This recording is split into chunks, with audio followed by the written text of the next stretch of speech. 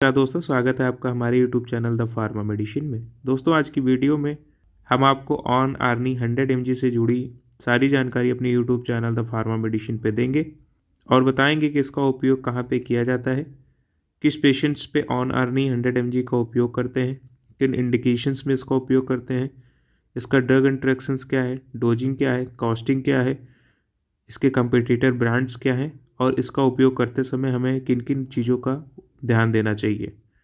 तो दोस्तों, अगर आप हमारे YouTube चैनल पर नए हैं तो चैनल को सब्सक्राइब कर लें और वीडियो को लास्ट तक देखना ना भूलें।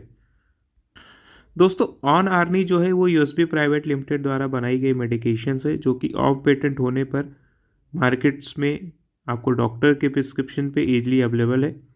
दोस्तों, ऑन आर्नी जो है वो न्यूअर एंटी हाइपरटेंसिव मेडिकेशंस है जहाँ पे आपको दो दवाइयाँ मिला के इसका उपयोग किया जाता है, जिसमें आपको सैक्रोबेटिल एंड वल्सार्टन जो है वो कॉम्बिनेशन मेडिकेशंस में है जो कि 100 mg में आपको मिलता है। दोस्तों, इसमें सैक्रोबेटिल की कंपोजिशंस की बात करते हैं तो इसमें 49 mg में आपका सैक्रोबेटिल 49 mg में मिलता है और वल्सार्टन जो है आपका 51 mg में मिलता है। दोस्तों, ये ऐसी मेडिकेशंस है जहाँ पे आपको कंपोजिशंस में मिलता है और इसका उपयोग जो है वो अलग अलग आप लोग नहीं कर सकते या डॉक्टर्स भी नहीं करता है। ये आपको अगर दिया भी जाता है तो कंपोजिशंस में ही इसका उपयोग किया जाता है। दोस्तों, इसके क्लासिफिकेशन की बात करते हैं कि सैक्रोबेटिल और वल्सार्टन किस क्लास ऑफ फैमिली की मेडिकेशंस है या इसका उपयोग किन इंडिकेशंस में किया जाता है।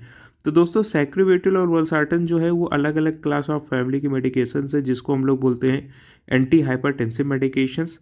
सैक्रोबेटिल आपका एस इनहिबिटर्स है और वल्सार्टन जो है वो आपका ARB इसको बोलते हैं। दोनों ही मेडिकेशंस जो है वो आपको हाइपरटेंसिव मेडिकेशंस है, इस वजह से इसको कॉम्बिनेशन मेडिकेशंस के रूप में भी उपयोग करते हैं। दोस्तों, बात करते हैं कि इसका कंपोजिशंस और या इसके स्ट्रेंथ कितनी स्ट्रेंथ में मार्केट्स में अवेलेबल है। तो दोस्तों, ये 3 स्ट्रेंथ में आती है। पहली स्ट्रेंथ आपको 50 mg से स्टार्ट होती है, आपको 50 mg मिलेगी, उसके बाद 100 mg मिलेगी, फिर 200 mg मिलेगी। तो 50 mg में आपका सैक्रोबेटिल और वल्सार्टन कॉम्पोजिशंस की बात करते हैं तो सैक्रोबेटिल कितने mg में मिलेगा और आपका वल्सार्टन कितने में मिलेगा। तो अगर 50 mg में है तो आपको 24 mg में आपका सैक्रोबेटिल मिलेगा और 26 mg में आपका वल्सार्टन मिलेगा। अगर 100 mg की बात करते हैं तो उसमें आपको 49 mg में आपको सैक्रोबेटिल मिलेगा और 51 mg में वल्सार्टन मिलेगा। अगर 200 mg की बात करते हैं तो उसमें 97 mg आपको सैक्रोबेटिल मिलेगा और 103 आपको वल्सार्टन मिलेगा। दोस्तों, इसके कंपटीटर ब्रांड की बात करते हैं तो ऑन आर्नी जो है पेटेंट होने के वजह से बहुत सारी कंपनियां जो हैं अपने ब्रांड को मार्केटेड कर रही हैं, जिसमें ऑन आर्नी जो है यूएसबी द्वारा मार्केटेड की जाती है। आपको सिडमस जो कि है आपका डॉक्टर रेड्डी द्वारा किया जाता है, वायमाडा है, अजमाडा है, आपका हैपकार्ड है, अर्नोजा है, बहुत सारी कंपनियां जो हैं वो मार्केटेड करती हैं, जैसे Cipla, doctor Reddy, Mankind, Torrent. बहुत सारी कंपनियां जो है अपने ब्रांड्स को मार्केटेड कर रही हैं और उसमें जो मॉलिक्यूल है वो आपका सैक्रोबेटिल और वल्सार्टन ही है। दोस्तों, इसके यूजेस के ऊपर बात करते हैं कि यह दवा का यूजेस क्या है या किन इंडिकेशंस में इसको डॉक्टर्स जो है वो यूज करते हैं। सबसे मेन और सबसे महत्वपूर्ण जो इसका यूजेस है वो हार्ट फेल्योर के केसेस में इस दवा का उपयोग किया जाता है। हार्ट फेल्योर एक ऐसी कंडीशंस होती है जहाँ पे आपका हार्ट जो है सही तरीके से पंपिंग नहीं करता है और उसका इजेक्शन फ्रैक्शन जो है वो रिड्यूस हो जाता है। ऐसे कंडीशंस में अगर सैक्रोबेटिल और वल्सार्टन का उपयोग किया जाता है तो ये दवा जो है आपके इजेक्शन फ्रैक्शन को बढ़ाती भी है, आपके हार्ट फेलियर को कंट्रोल करती है और आपके हार्ट के पंपिंग को मेंटेन करके काम करती है। दूसरी चीज़ ये होती है कि इसमें जो सैक्रोबेटिल और वल्सार्टन है, अगर पेशेंट्स को हॉस्पिटलाइजेशन की कंडीशंस होती है, अगर वहाँ पे पेशेंट्स को रेगुलर दिया जाता है तो ऐसे कंडीशंस में अगर हार्ट फेलियर विथ हॉस्पिटलाइजेशन की कंडीशंस आती है तो वहाँ पे हॉस्पिटलाइजेशन करने की नौबत नहीं आती है। ये दवा जो है वो मेंटेन करके काम करती है और पेशेंट्स को हॉस्पिटलाइज करने की ज़रूरत नहीं पड़ती। दूसरी चीज़ें होती हैं कि हार्ट फेल्योर के कंडीशंस में, हाइपरटेंशन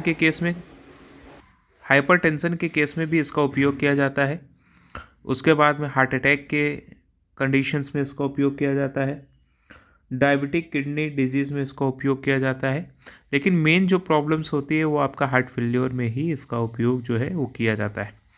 हार्ट फेल्योर में क्योंकि हार्ट की पंपिंग वगैरह जो है वो कम हो जाती है, तो उसको सुधारने के लिए इसका मेन जो काम होता है वो किया जाता है। दोस्तों, इसको यूज कहाँ पे नहीं करना है या डॉक्टर्स जो है वो आपको एडवाइस करता है कि किन किन इंडिकेशंस में इसका उपयोग नहीं करना है।